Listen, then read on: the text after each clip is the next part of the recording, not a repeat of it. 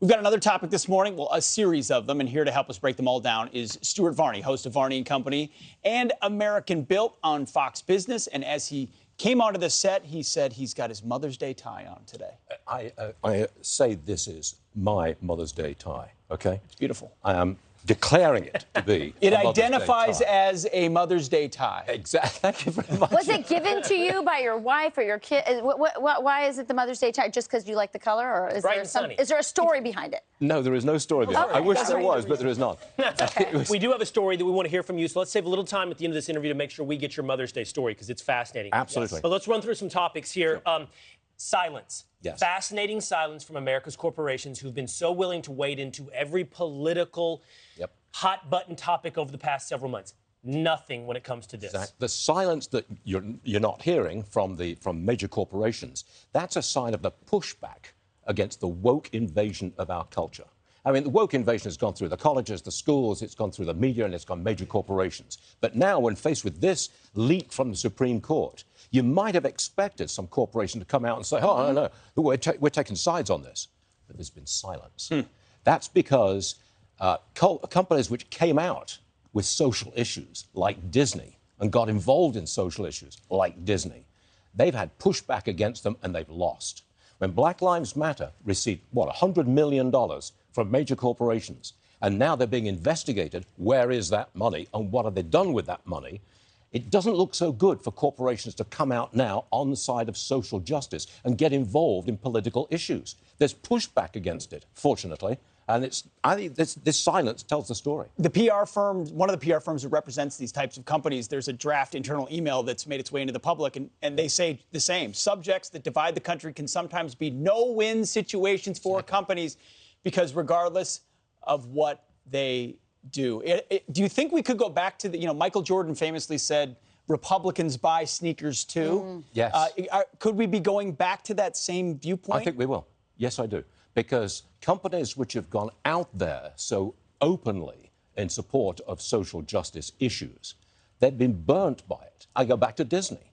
Disney came out against the parental rights law in Florida, and they've been pushed out of their special governance region. Yeah. That's a big deal. That was a big deal, and they did suffer some PR, but do we know that they actually suffered financially? I mean, they'll suffer from that move financially, I get it, but have we seen that people aren't going to the parks, or people have gotten rid of their subscriptions to Disney Plus? I don't think we've seen that. I don't think they've been hurt financially, but their image has been shifted 100%. dramatically. There's no question about that. And that's a big deal for a company like Disney. Based on image. Yes. Totally based on image. Completely. So, Stuart, one of the reasons I was really glad you were here, and I've been talking to our producer about this, because I keep talking to, people who own small businesses. I have lots of friends who own small businesses who say, we can't find workers. We can't find workers.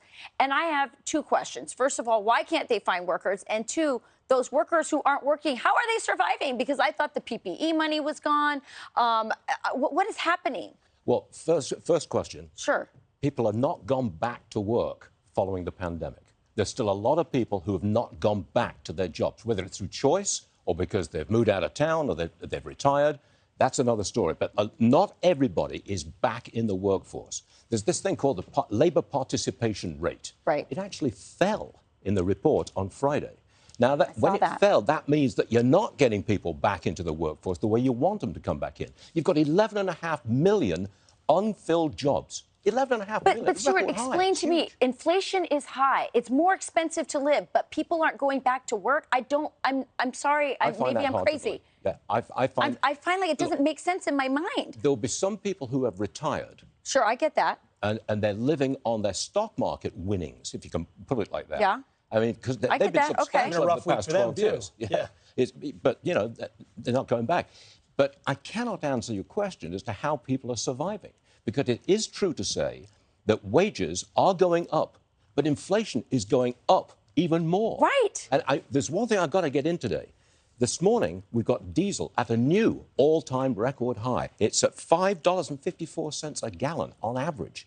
In New Jersey, you pay $6. Now, all of that gets passed along to consumers. Right. The cost of delivering stuff, and farmers with their tractors, and truckers, et cetera, et cetera.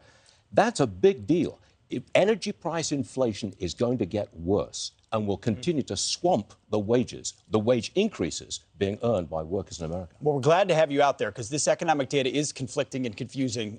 The White House touts the numbers, and then but the reality is what people are actually feeling. Even if I couldn't fully answer your question. No, that's okay. Can I tell you one of the theories that one of my producers had? She has a lot of friends who moved home during COVID and never left their parents' house, so their finances are just, so they're saving money that way, so maybe they don't have to go back to work. I don't know, that's just a theory, but we're not going to get our economy back until people get back to work and people can hire employees. We need to go back to work. Businesses are going to fail just because they can't hire So we the wanted to workers. save some time for this. You got your Mother's Day tie Yeah. on, and you have a Mother's Day story Tell for us. us as well.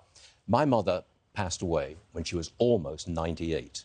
Wow. And when she was in her very late 90s, I called her, and just the conversation flowed. And I said, Mom, what is your earliest memory? The very earliest memory. What is it? And she came right back to me. She was sharp as a tack in her late 90s. She said, it was the sinking of the Titanic. I said, what? And she said, yeah, she was 4 years and 7 months old when the Titanic went down in April 1912. And she remembers people running through the streets crying. Looked out the window in England. People were crying because it was a catastrophe for England.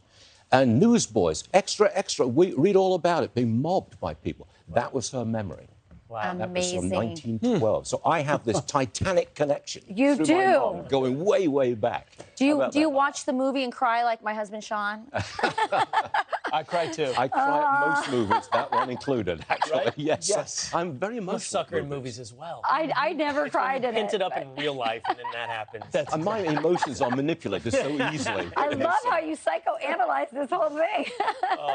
You can get more of Stuart Varney and Company, of course, weekdays 9 a.m. Eastern, and then American Built on Tuesdays at 8 p.m. on Fox Business. Yeah, now we know where your sharpness comes from. Thanks, everyone. Exactly. You're going to live to 98 or more. Oh, I hope. Okay. For sure. Thank you.